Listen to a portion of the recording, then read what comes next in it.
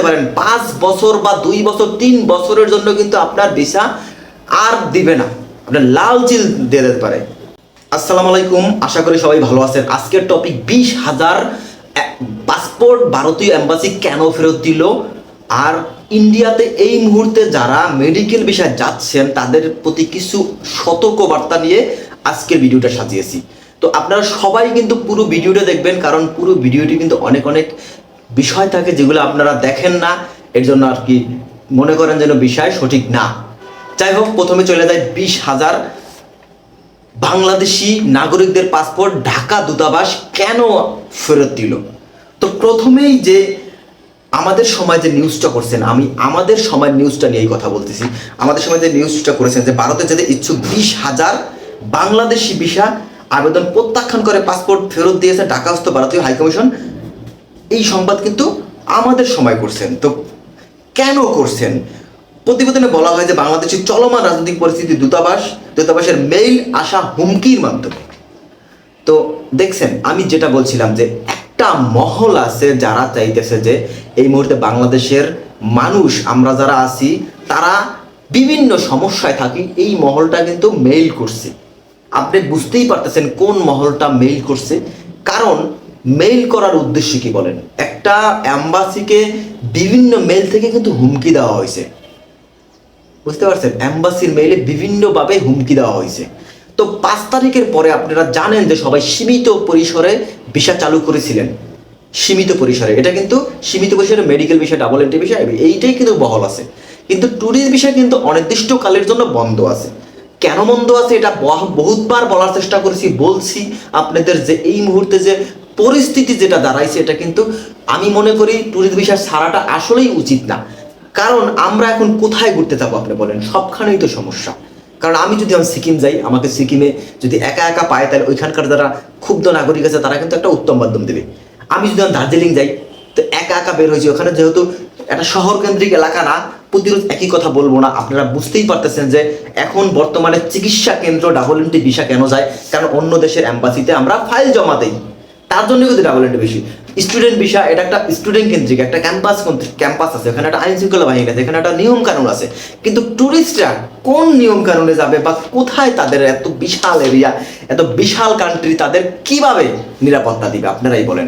তো আপনারা কিন্তু সাবস্ক্রাইব করবেন, কারণ এই এখন কিন্তু অনেক গুরুত্বপূর্ণ ইনফরমেশনগুলো আমি দিতেছি।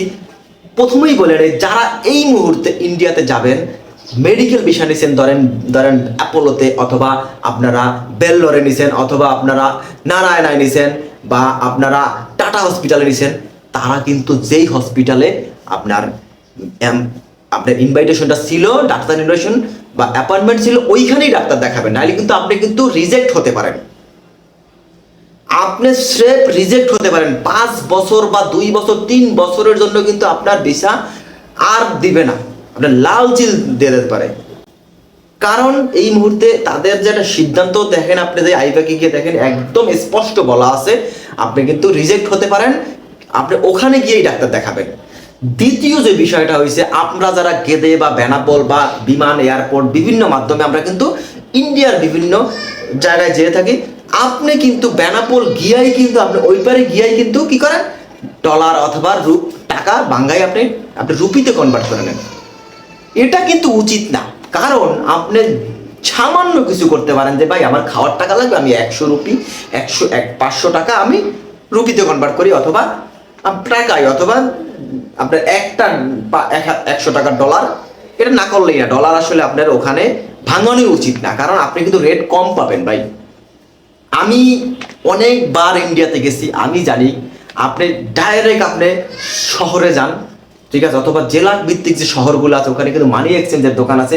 এবং আরেকটা বিষয়, আপনারা কিন্তু কখনোই কিন্তু 100-200 টাকার বাংলা নোট নেবেন না, বা 20-30 টাকার ডলার নেবেন না।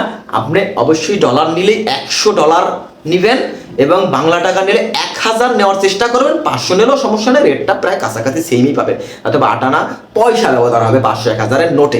কিন্তু আপনি টাকা নিলে কিন্তু টাকার ব্যবধান চলে আসবে, বুঝতে পারছেন? তো আর একটা বিষয় হয়েছে যে আপনারা যারা ধরেন চিকিৎসা ক্ষেত্রে, আপনারা ধরেন চিকিৎসা করতে চান না, আপনারা ওষুধ কিনেন। ওষুধ কিনতে গেলে কি হয় আপনি জানেন? আপনি ধরেন যাইয়া নিউ মার্কেটে গিয়া অথবা বিভিন্ন সিটি, দিল্লিতে শহরে, বিভিন্ন একটা শহরে গিয়ে আপনি ওষুধ কিনেন। কিন্তু না ভাই, আপনি ওষুধ ওখানে কিনবেন না। আপনি যদি কলকাতার কথাটা বলতেছি, কলকাতা যান, তাহলে কলকাতায় কিন্তু আমাদের দেশের মতন পিজি হাসপাতাল আছে। পিজি হাসপাতালের ভিতরে একটা আপনার ফার্মেসি আছে, ওখানে কিন্তু 60 থেকে 70% পর্যন্ত আপনি ওষুধে ডিসকাউন্ট পাবেন। একটু 10 টাকা দিয়ে রিক্সা ভাড়া নিয়ে গেলেই কিন্তু আপনি এই ডিসকাউন্টটা পাবেন, এবং ওখানে কিন্তু ম্যাক্সিমাম ওষুধই পাওয়া যায়। বুঝতে পারছেন? যারা ডাক্তার দেখাইতে যাবেন। আর একটা বিষয় হচ্ছে, যারা যারা এই মুহূর্তে আপনার মেডিকেল বিষয় ওখানে গেছেন, তারা কিন্তু অবশ্যই চেষ্টা করবেন যে আমরা কোনোভাবেই বাহিরে বের হবো না। আমরা ডাক্তার দেখাবো, ডাক্তার দেখাইয়ে দেন আমরা হোটেলে চলে যাব, দেন আমরা ওষুধ নিতে আমরা ওইখানে চলে যাব যেখানে কম দাম, দেন আমরা আবার হোটেলে খাবার দাবার কিনতে যাব। কোনো কথা নাই, আউটডোরে আমাদের কোনো কথা নাই। আমরা শুধুমাত্র ইন্ডিয়াতে গেছি কেন? সেবা পাওয়ার জন্য। বাংলাদেশে আমাদের বিভিন্ন হসপিটালগুলা সেবা ওইরকম দিতে পারতেছে না বলে, বা সেবা দিতে পারলেও কিন্তু জনবল সংকটের কারণে দিতে পারতেছে না, তার জন্য কিন্তু আমরা ইন্ডিয়াতে গেছি কেন? চিকিৎসা করাইতে। এটা আমরা থাইল্যান্ডও যেতে পারি। তো আমরা ইন্ডিয়াতে গেছি কেন? আমাদের খরচটা কম হবে, যেহেতু আমরা ইন্ডিয়া, এর জন্য গেছি। বুঝতে পারছেন? থাইল্যান্ডে এর জন্য আমরা গেলাম না, এটাই আমাদের রিজন। আমরা চুপ থাকবো, কারণ আমাদের ওখানে বাড়িঘর না। বুঝতে পারছেন? চুপ থাকাটাই শ্রেয়। আপনি চুপ না থাকলে কিন্তু উত্তম মাধ্যম খেতে পারেন। যাই হোক, আমি বেশি কথা বলবো না। বেশি কথা বললে আবার বলবেন আমি বেশি কথা বলি। অসভ্যই আমি বেশি কথা বলি, কারণ আমার বেশি কথা বলার অভ্যাস আছে। সাবস্ক্রাইব করবেন, শেয়ার করবেন যদি আপনি মনে করেন আপনি উপকৃত হয়েছেন।